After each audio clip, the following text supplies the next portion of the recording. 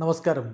റാഫ്ടോക്ക് മലയാളത്തിലേക്ക് അവർക്കും സ്വാഗതം. കേരള ബ്ലാസ്റ്റേഴ്സ് അടുത്ത മത്സരത്തിൽ ഒഡീഷ FC യെയാണ് നേരിടുന്നത്. തിങ്കളാഴ്ചയാണ് ആ മത്സരം കൊച്ചിയിൽ വെച്ചിട്ട് നടക്കുക. അവിടുത്തെ ഗ്രൗണ്ടിൻ്റെ അവസ്ഥയൊക്കെ പരിതാപകരമാണ്, പിച്ചിൻ്റെ അവസ്ഥ പരിതാപകരമാണ്. ബ്ലാസ്റ്റേഴ്സിൻ്റെ ഒഫീഷ്യലായിട്ട് അതിനെക്കുറിച്ച് സ്റ്റേറ്റ്മെൻറ്റ് ഇറക്കിയിട്ടുണ്ട്. എന്തായാലും ബ്ലാസ്റ്റേഴ്സിൻ്റെ പിച്ച് ടീം വളരെയധികം കഠിന പ്രയത്നം നടത്തുന്നുണ്ട് കളിക്കാൻ പറ്റുന്ന രൂപത്തിലേക്ക് പിച്ചാക്കി മാറ്റാൻ. എന്തായാലും ഇപ്പോൾ കളിക്ക് മുന്നോടിയായിട്ട് മാധ്യമങ്ങളെ കണ്ടപ്പോൾ കേരള ബ്ലാസ്റ്റേഴ്സിൻ്റെ കോച്ച് TG പുരുഷോത്തമൻ ഒരു കാര്യം വളരെ കൃത്യമായിട്ട് പറയുന്നു. ബ്ലാസ്റ്റേഴ്സ് ഇപ്പോൾ 3 കാര്യങ്ങളിലാണ്, ഫുട്ബോളിൻ്റെ 3 ഇമ്പോർട്ടൻ്റ് ആയിട്ടുള്ള ആസ്പെക്റ്റുകളിലാണ് ഫോക്കസ് ചെയ്യുന്നത്. റൈറ്റ് നൗ ഫോക്കസ് ചെയ്യുന്നത്. 1, ഡിഫെൻഡിങ് ആസ് എ ടീം, ഒരു ടീം എന്ന നിലയിൽ ഡിഫെൻഡ് ചെയ്യുക. 2, അറ്റാക്കിങ് ആസ് എ ടീം, ഒരു ടീം എന്ന നിലയിൽ അറ്റാക്ക് ചെയ്യുക. ആൻഡ് ട്രാൻസിഷനിങ് ആസ് എ ടീം, ഒരു ടീം എന്ന നിലയിൽ ട്രാൻസിഷൻ നടത്തുക.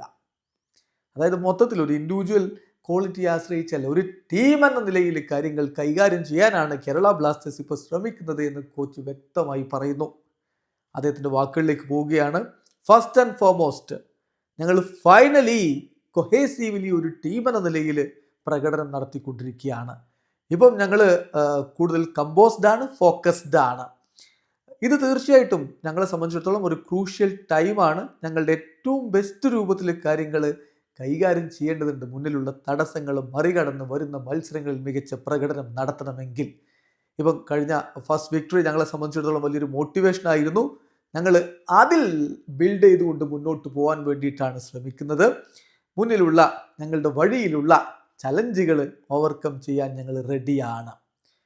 തീർച്ചയായിട്ടും ഡിഫൻസിലെ ആ ഒരു കോമ്പാക്ട്നെസ് അതിൽ ഇപ്പോൾ ഞങ്ങൾ വർക്ക് ചെയ്തുകൊണ്ടിരിക്കുകയാണ്. അതുവഴിയാണ് നമുക്ക് റിസൾട്ട് അച്ചീവ് ചെയ്യാൻ പറ്റുക.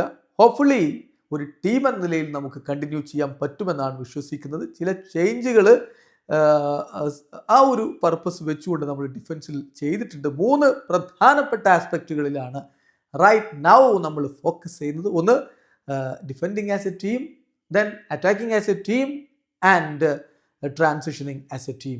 TGP കൃത്യമായിട്ട് കാര്യങ്ങൾ വ്യക്തമാക്കിയിരിക്കുകയാണ്. ഏതായാലും ഇതൊക്കെ കളിക്കളത്തിൽ തിങ്കളാഴ്ച കാണാൻ കഴിയുമെന്നും ബ്ലാസ്റ്റേഴ്സ് ഒഡീഷയ്ക്കെതിരെ മികച്ചൊരു വിജയം നേടുമെന്നുമുള്ള പ്രതീക്ഷയോടുകൂടി ആരാധകർ കാത്തിരിപ്പാണ്. വീഡിയോ അവസാനിക്കുന്നു.